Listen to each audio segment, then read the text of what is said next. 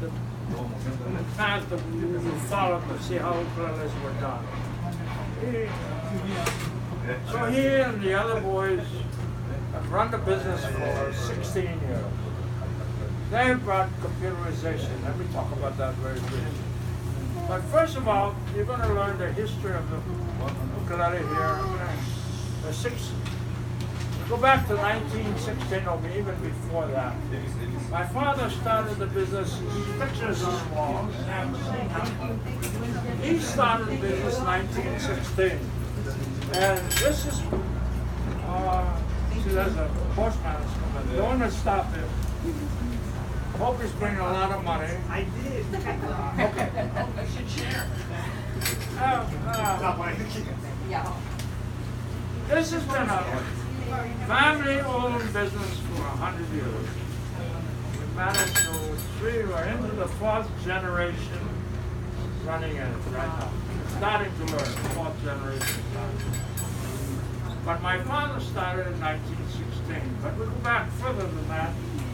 See, Hawaii was a kingdom in 1879 when this man arrived in Hawaii. His name is Manuel Nunes. He arrived on the second ship of Portable. He was a craftsman, but everybody coming to Hawaii during that period of time when Hawaii was a kingdom came to work in the sugarcane fields, 3-year contract. That was the only industry we had. And everybody who came with it from the Far East, Middle East, Europe, or even America, they lived ethnically, mostly in camps, sugarcane fields.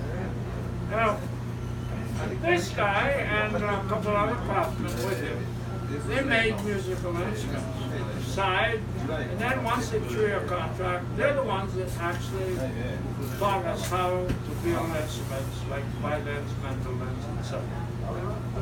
This instrument is not an ukulele. Excellent. It's a machete de braga, which is a stick lute.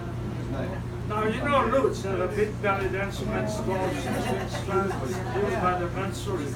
You know, the Knights of the Round Table and all that business. This is the same family. It's called a stick lute. 4 strings, 3 frets.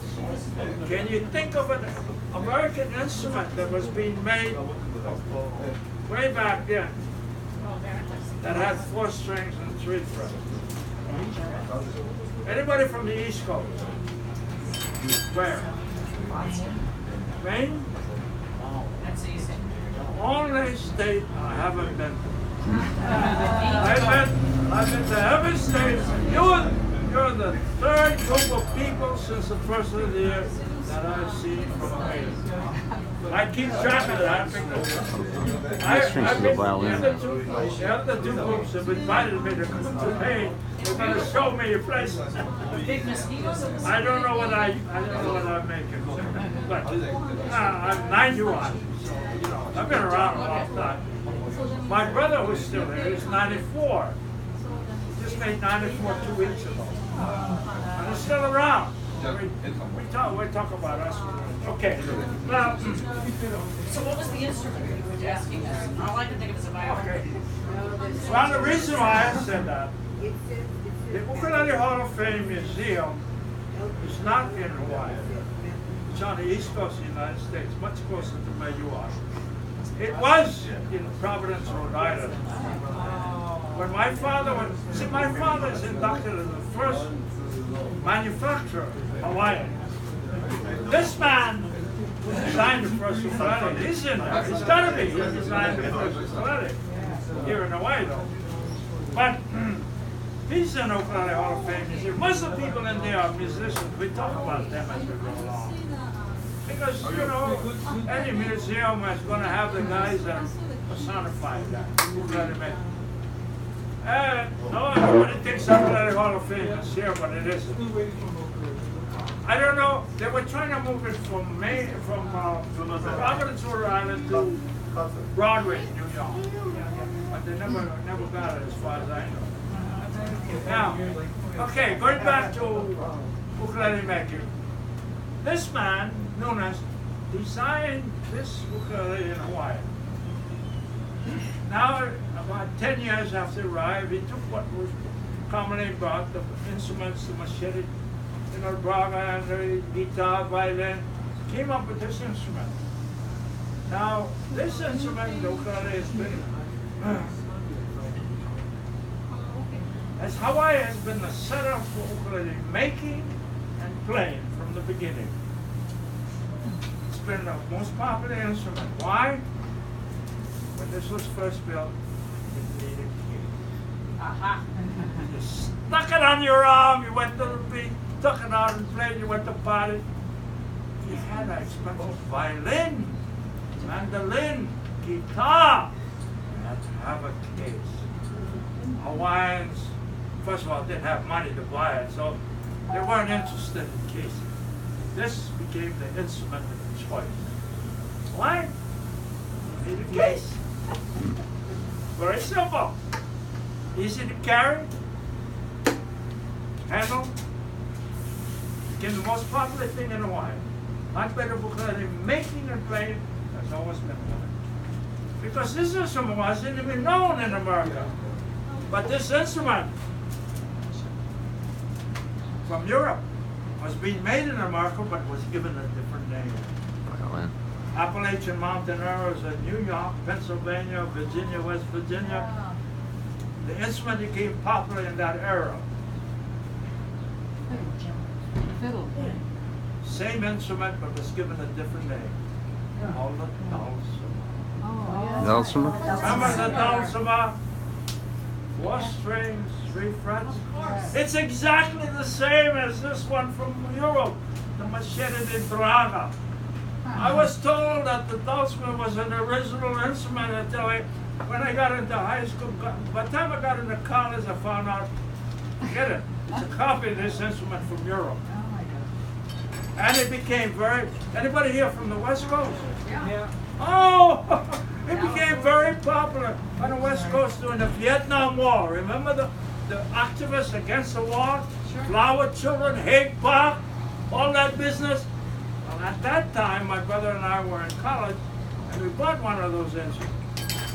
We have that instrument upstairs, the dulcimer. We have it upstairs. But we bought that instrument, and because we played music with everybody. We didn't get involved with the other stuff, like, the hallucinatory or whatever. My father would have cut our throats off. But we played music. We had that dulcimer upstairs, 1960. So, this man actually designed this ukulele. This one was made in 1900. Now, at the time this one was made, my father and a bunch of his friends wanted to imitate what the, but they couldn't do it. Austin language. You know, they lived in camps ethnically. So we ate the same food, we used the same table, chairs, houses, but everything was under a different language. So we didn't understand. We wanted to imitate what the Portuguese were doing. My father and his friends knew how to make drums. You cut a coconut tree, dig it out, put a cover on, you got a drum. Very easy. But to make a musical instrument, what woods to use to get the vibration? Hot pictures. You know. All they tried to do was imitate what the first ones are made out of construction. They even tried to use a coconut to make, and you get no sound out of it. They tell you it's rubbish, junk. Finally, we got a composite line. We got Pidgin English. We took words that could be used between languages, included with the English and Hawaiian, so eventually we could talk to each other. With the breakdown line, by 1910, my father and his 7 friends were making actually instruments that had sound, and they were thanked for it. Now, by 1910, my father had mastered violin, guitar, upright bass. He was a professional musician right then. He never claimed to be an ukulele player. He made them like his friends, but he was more interested in his other more expensive instruments that needed to be charged. Well, the upright bass, it didn't need a good. But the thing was, my father, because it was professional music by 1910, was invited to New York to play. He could go there, work, earn a lot of money, come back to Hawaii as a big shot, you know. With a lot of money, you're going to be a big shot, right? Coming home to Hawaii where people had nothing.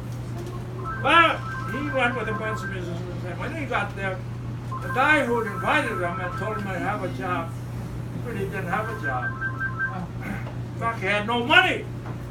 And my father and his musicians friends, they were stranded in New York, 7,000 miles from home.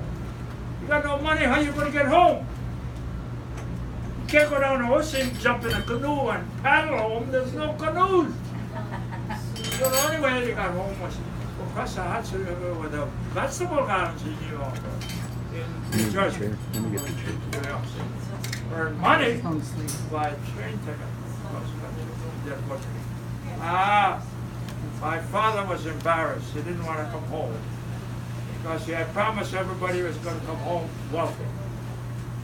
Well, he decided to take that money earned in agriculture and go to Europe. To learn how the Italians, Spanish, French, British, Germans, Russians, all the Europeans. All we learned was what the Portuguese did. And he knew that every other nationality would do things a little differently. So he just wanted to see how everything was being built by the other nationals in Europe. He also traveled to Africa and South America to see how the natives there applied what the Europeans taught. But only the Portuguese came to Hawaii.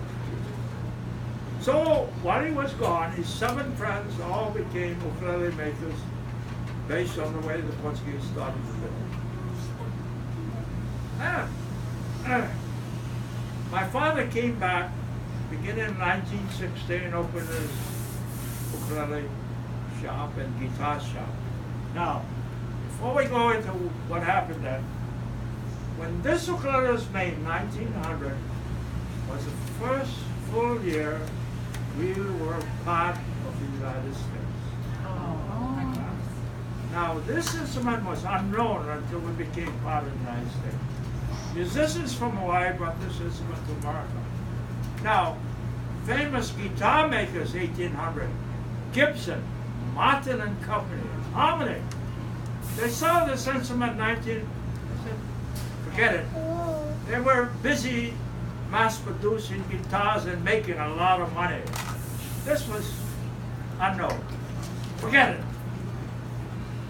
But it became popular enough by the people who heard the musicians play it from them, that the interest built up to the point that guitar makers had taken notice, because there were people now starting to make ukuleles like Favela, Benson and Company.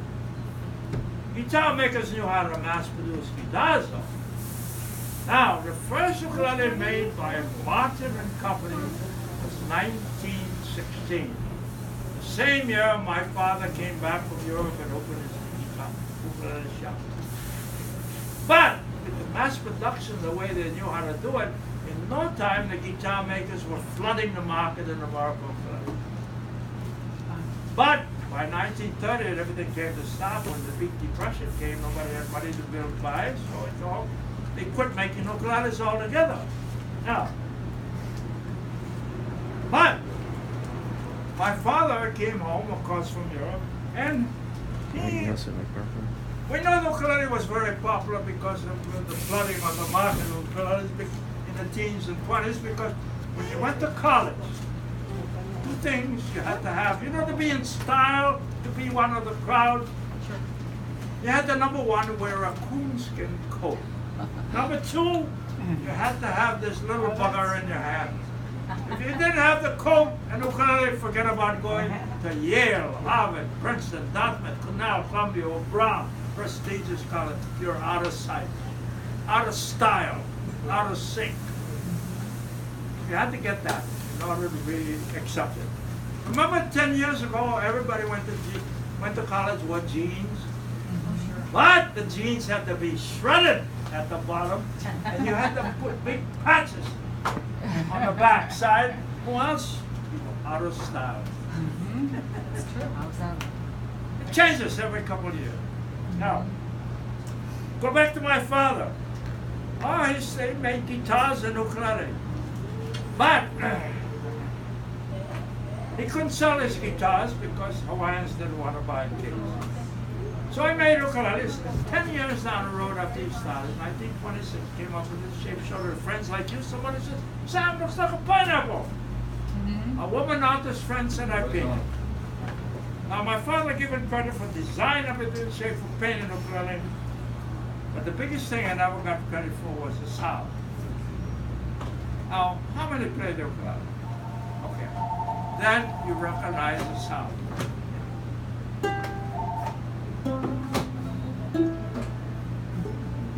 The dog with fleas. My dog has fleas. Comes from this ukulele. Here. Oh, yeah. Let's bring it up to date. Today, all ukulele workers in the world shoot basically flat sound, but the sound is a little fuzzy. The sound today is more precise, cleaner, direct, cleaner. Yes. Yeah. Chris. That better be. We've been working on it for 90 years. You have to show improvement. Okay. Now, my father's friends and the Portuguese all making instruments this way. Because my father studied for instrument making in Europe, he said, you want to get the sound I get from my pineapple? In this instrument, you have to make it bigger on the bass, make it thick in the body like this one. Then, the theory of instrument making, he learned. It is not the shape of the instrument that will give you the correct sound for the soprano, alto, tenor, and baritone. It's the interior volume. Let's see that. Okay. Makes Now, sense. 1926 of ukulele. The sound of the ukulele today, pineapple. The figure eight today. Again, pineapple today. Figure eight today. The box is entirely different shape, but the sound, volume versus shape. You go to the next size, the alto, or what we call concert ukulele. The sound sticks around longer because the box is bigger. So the sound, though, must be tuned to the ukulele. This is ukulele tuning sound. The soprano today is here. Same sound, but cleaner. The alto today is bigger sound, but same sound as this. Mellower. Yeah. And you go to the tenor, which is the biggest size, you would tune this way, and the sound is the same sound that you get from the old pineapple. Except it's enhanced by the size and the shape. Okay, but it's volume. Now, 1930, everything came to a stop in America. People quit making ukuleles because nobody had money. Gibson, Martin, Harmony went back to making guitars. They quit making ukuleles. Actually, ukuleles came to a stop. Now, anybody living here in 1930? Okay. If you were alive in 1930, you would share my father's shop. You could buy an ukulele from him. This is stockings hanging there, ready to go. We don't have stockings today. You have to order an ukulele. But my father's day, you could walk into, and he would ask, how many would you like? Because each ukulele can be sold there for $5. Imagine! Yeah. You could put $30 on a counter, pick up 6 Kamaka ukuleles, and if you kept them from 1930 to today, Worth a little money. today be $6,000 richer. Wow. Because today they are $1,000 a piece to make. But then, $5. Well, the cost 5 years before that was $8 to $10, but this is the Depression, 1930. Now, my father's factory, remember the Industrial Revolution? Factories in Britain had belts from central shaft to all the different machines. Japan had the same thing. This, my father's shop in the back, was the same way.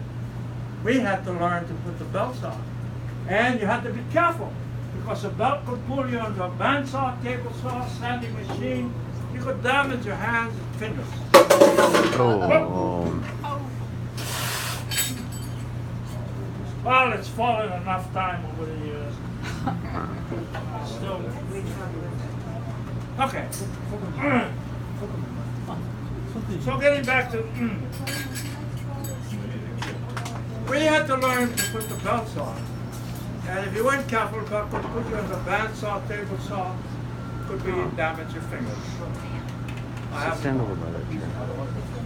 My brother, who was 94, he has them all.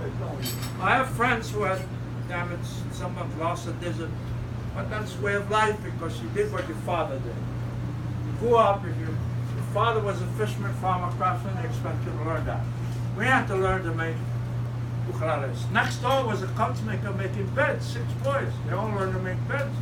We learned to make ukuleles. We had to do it right. My father was a perfectionist. Every ukulele had to be done perfectly. If it was damaged, cracked, or damaged, he would destroy it. It had to be perfect. Are you still going or are you done? Oh, okay. No, I'll keep them outside till you're done. Oh, okay. When you're done, they want to come and take pictures. Yeah. Okay, when he's done. So what happened was, in the second era, my father died December 53. He only ran this business for 37 years, 1/3. But when he died, before he died, he actually turned the business over to us. When we grew up, we changed. The business was being run with machines and separate motors. And I learned to do that because my father wanted to upgrade because now you just turn the switch on, and instead of putting the belts on where you could damage, you just adjusted the speed with the rotor. Very easy. Well, my father didn't want to. See, we worked for my father all the way through high school. How much did we get paid? He fed us the house we slept at. Clothes for the water, food for the stomach, transportation over the mountain. Money to go to school, come back. You didn't have to pay for lunch. Lunch was free, but we went to school to learn English. But you got free lunch. So you didn't have to take care of lunch. That's the only thing he did 5 days a week. But everything else he had to furnish. So, but just before Second World War, my father decided to include us as partners in the business. Schumacher and Sons. But he still didn't want to pay us. But we're part of the production, next bracket. But after 6 months after he got us into the business, we got drafted. And the government gave us a way out. If we stayed in service, we could go to college, pay for our government college, GI Bill, get different, and exactly what we did. Got different careers. My brother was actually, when he was in college, he was paid as a scientist. And was just getting ready to get his PhD when my father was dying in Colosseum. I'd gone back in the Korean War when he came back. So we're both earning money and very happy with it. But my father was dying and had nobody to pass the business over. He only ran the business 37 years. 1/3 of the life of this business. So what happened was when he was dying, he called us home. And he had kept the business, his Kamaka and Sons, even though we were absent for 7 years. So we became partners. He told us when he was dying that part of the business, if we took it over, we're using the family name not to make junk. He died December 53, January 1st, 1954. We took over the business. And we ran the business for 46 years to the millennium year. The millennium year, 2000. Because the year after that, our sons were growing up watching us. We had to have them make their own ukulele where they were in high school, and then when they went to college, it became 4 different engineers and came back because the idea that he could bring the business in the modern era because their fathers were computer dummies. And that's exactly what they did. 16 years ago, they took over the business and have computerized everything with the C in the back. That's how it's being done. But that's how it run. Now we are training the grandsons. Now, when we took over the business, 1954 January, we used 2 Ks, Sam and Fred Kumar. When we turned the business over to our sons, we still use 2 Ks. But the 2 families, Sam Kumako family and the Fred Kumako family. A good thing we did it then, because right now with 12 grandsons, how are you going to divide it up? You still got 2 families running the business. And it has been 100 years. It's been run by family alone. First number. Whatever happens after this, thank you very much. Thank you. This gives you background. You learn everything about the wood, the expensive wood, etc. But today, core wood from Hawaii is desired by instrument makers all over the world, all types of instruments. Even violin makers in Europe would like to have them core. But it's too expensive. So expensive to harvest and whatnot.